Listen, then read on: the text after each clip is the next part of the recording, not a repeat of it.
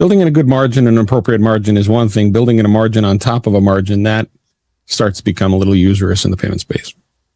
And usury, that's one of those old school words, right? That's an old legal phrase. Exactly. You go back to usury in high school and college. Yeah, that goes back.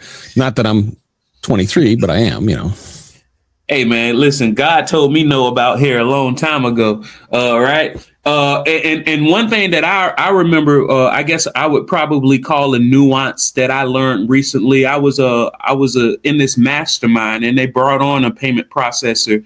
And one thing that I did not know, because you know how sometimes you go to an establishment, and some establishments you just swipe your card, and then some establishments you swipe your card and then you sign a receipt.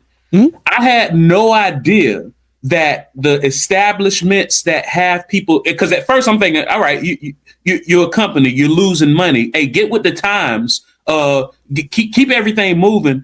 I had no idea that in a lot of instances, the companies that make people sign receipts actually get a lower fee from the processing company. Correct.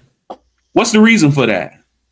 You have more evidence to the transaction that you were actually sitting there and signing, because if you look at the signature, you're also, as a merchant, supposed to check the signature on the receipt against the signature on the back of the card. 99.99999% of merchants don't ever check that. So as long as you don't contest the signature that's on that receipt, that signature stands. But if someone were to go in and sign it and have your signature versus my signature, but not check the back of the receipt, I could come in and contest that and say, I didn't sign that, because in fact, the signatures don't match. So the signature actually is further confirmation. If I go back and say, hey, I wasn't at that restaurant. Yeah, but Joe, your signature's on the receipt. And restaurant, retail, whatever it is, sent that to us. You signed it. Okay, now try and prove that you weren't there. It's further proof that you were in fact at that establishment and did something. And if you don't get that, because there's a higher chance that there's a problem with that transaction, you pay a higher rate for that. And that's what I gather. What it is the more you can show to the processor that the risk is reduced, that they're going to be making a refund or having to void a payment, typically the better rates that you get as a vendor. Go ahead. If that's a critical piece for you.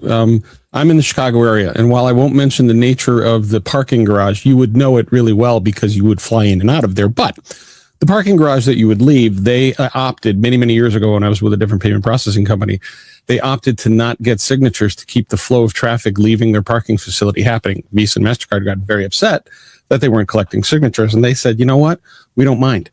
Because the people who park here are not typically contesting these transactions. They park there. Secondly, if they were to contest the transaction, we'll just put their credit card on the list of do not accept the next time they try and check out of that parking facility. It won't work.